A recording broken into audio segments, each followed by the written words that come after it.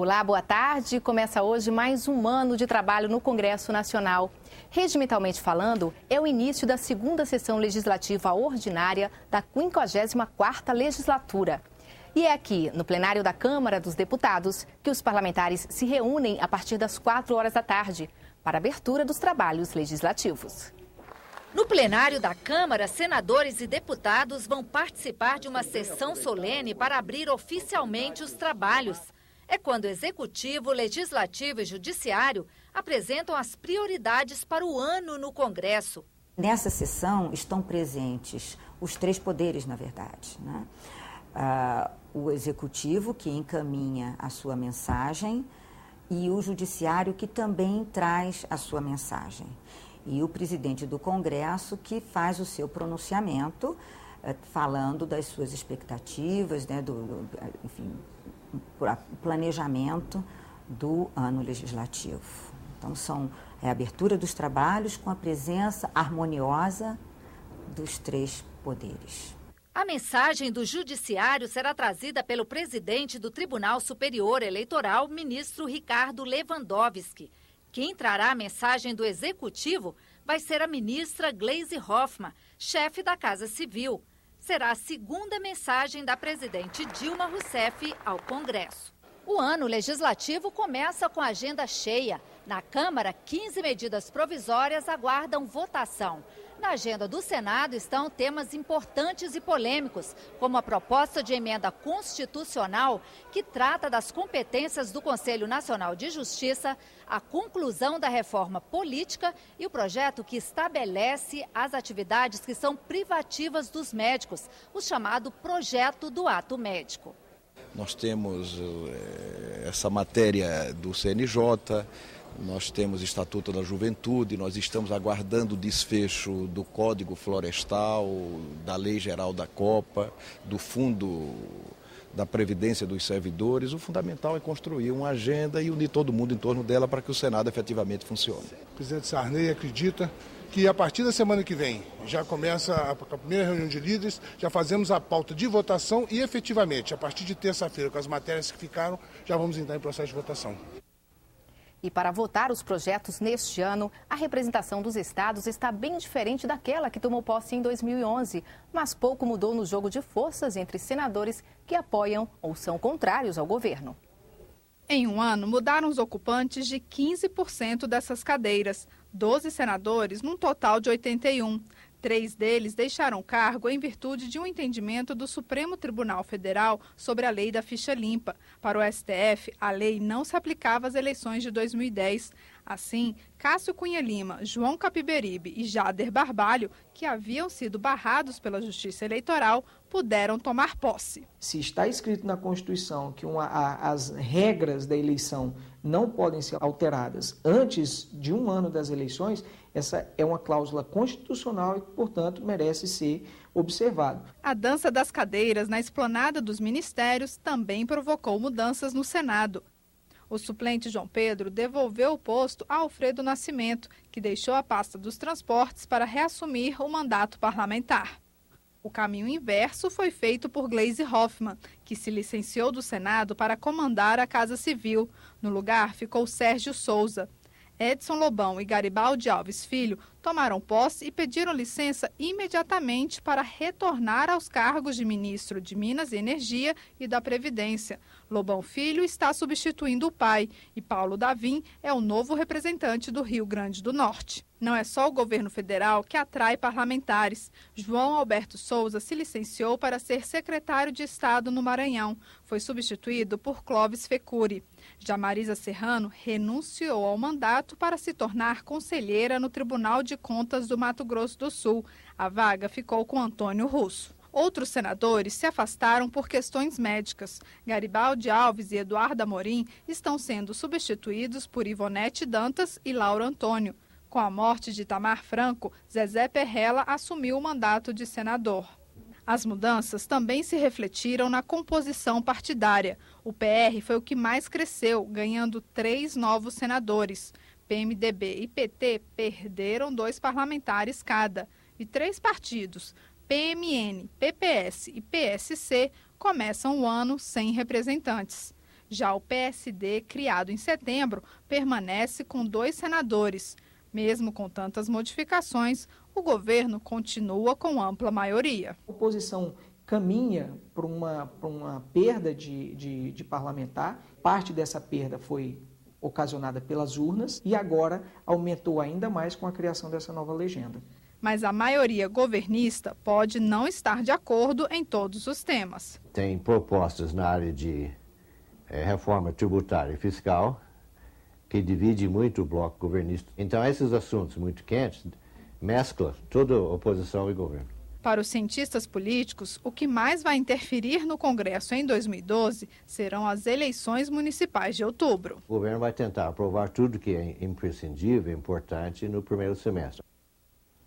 O ano legislativo começa com 7 propostas da reforma política em tramitação no Senado. Apesar de ser defendida pela maior parte dos senadores, ainda não há consenso em relação às diferentes propostas. Só para lembrar, foi num dia como este, aqui no ano passado, Executivo e Legislativo se comprometeram a dar celeridade à reforma. No início de 2011. Trabalharemos em conjunto com esta Casa para a retomada da agenda da reforma política. No fim de 2011. Tivemos debates sobre reforma política, mas não concluímos. O tema, no dito popular, esfriou da agenda nacional. Essas matérias estão para serem pautadas em plenário e no momento certo o presidente Sarney vai pautar. A oposição duvida. O PMDB e o PT, que são os 2 partidos do governo, os 2 maiores partidos do país, divergem em posições fundamentais. Nós defendemos o voto proporcional em lista, podendo flexibilizar, mas o PMDB defende o chamado distritão, onde cada eleição é uma eleição majoritária. Por outro lado, nós somos defensores, e para nós é o principal ponto, do financiamento público e não conseguimos chegar a uma fórmula de consenso com o PMDB também. No Senado, a estratégia foi dividir a reforma em 7 propostas de emenda à Constituição e 4 projetos de lei. Não existe um senador que esteja de acordo com todas as proposições. Agora, todas elas refletiram a maioria. As propostas seguiram para a Comissão de Constituição e Justiça, que rejeitou a candidatura avulsa, o fim da reeleição e o aumento dos mandatos do Executivo para 5 anos. Falta analisar a fidelidade partidária, a redução dos suplentes de senador de 2 para 1 e a forma de eleger deputados e vereadores em lista fechada ou em voto distrital. Caso o Congresso decida mudar o sistema de voto, uma PEC que aguarda votação no plenário obriga que a população seja ouvida. Também está no plenário a mudança da data da posse de prefeito, governador e presidente, a unificação das eleições para todos os cargos, o financiamento público de campanha e o fim das coligações na escolha de vereadores e deputados. 2 projetos do Senado já estão na Câmara. Um deles impede que prefeitos e vices transfiram o domicílio eleitoral durante o mandato. O outro torna lei as regras atuais sobre cláusula de barreira. Ela fixa o desempenho mínimo nas urnas para um partido conseguir tempo de TV e indicar integrantes nas comissões do parlamento. A Câmara também criou uma comissão que discutiu a reforma política nos estados. O grupo não chegou a um consenso e o relator marcou a votação do texto final para fevereiro. Quando se discute um sistema político, altos interesses do sistema de poder do país estão em debate.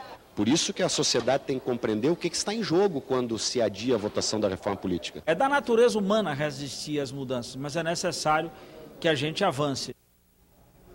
Senador virtual. O cargo ainda não existe, mas um portal a ser lançado na internet em maio, mês em que o Senado completa 186 anos, vai oferecer ao cidadão a possibilidade de sugerir audiências públicas e projetos de lei. O E-Cidadania vai integrar pela internet todas as ferramentas de comunicação online que já existem no Senado e oferecer ao cidadão a oportunidade de agir praticamente como um senador virtual. Ele vai poder propor até audiências públicas, ele vai poder propor projetos de lei, ele vai ter interatividade com o senador, por exemplo, se o senador quiser colocar um projeto que ele é relator e pedir opiniões, o cidadão vai poder interagir. Então, isso foi um avanço extraordinário do Senado. O site segue o perfil de portais interativos de parlamentos no Brasil e no exterior. O cidadão poderá contribuir com a fiscalização, com o processo legislativo e poderá debater temas que estão na pauta do Senado. O portal também abrigará o Siga Brasil, que traz informações sobre o orçamento da União, o Portal da Transparência e o Lex Edit, que permite propor emendas a projetos. O Senado investe regularmente na interatividade com a população. Claro que com o desenvolvimento de novas tecnologias, essa interatividade sempre aumenta. É importante que a gente disponibilize isso para a sociedade, para que o Senado se aproxime cada vez mais da população brasileira. Vamos saber se os parlamentares e convidados já estão chegando. Vamos conversar com o repórter Hermes Coelho, que ele está no Salão Verde. Boa tarde, Hermes. Boa tarde, Silvânia. O clima aqui no Salão Verde, que dá acesso ao plenário da Câmara dos Deputados, é de muita expectativa. Já é grande a movimentação de repórteres que cobrem o Congresso, que cobrem pautas políticas e também de assessores. Os parlamentares e os convidados ainda não começaram a chegar, até porque a solenidade vai começar lá fora às 3h40 da tarde, então eles devem chegar um pouquinho antes desse horário. Às 3h40, o presidente do Congresso Nacional, o senador José Sarney, vai fazer a revista Tropa dos militares e também serão hasteadas as bandeiras da Câmara dos Deputados e do Senado Federal. A TV Senado começa uma transmissão especial ao vivo a partir das 2h30 da tarde. Os nossos repórteres estarão espalhados em todos os setores do Congresso, onde estarão passando os deputados federais, senadores e também os convidados. Além disso, um consultor legislativo do Senado vai comentar todos os detalhes desta solenidade de reabertura dos trabalhos. Silvânia. Obrigada, Hermes. O Senado agora termina aqui, mas dentro de instantes a TV Senado volta ao vivo com mais informações e análises sobre o ano legislativo de 2012. Uma boa tarde para você.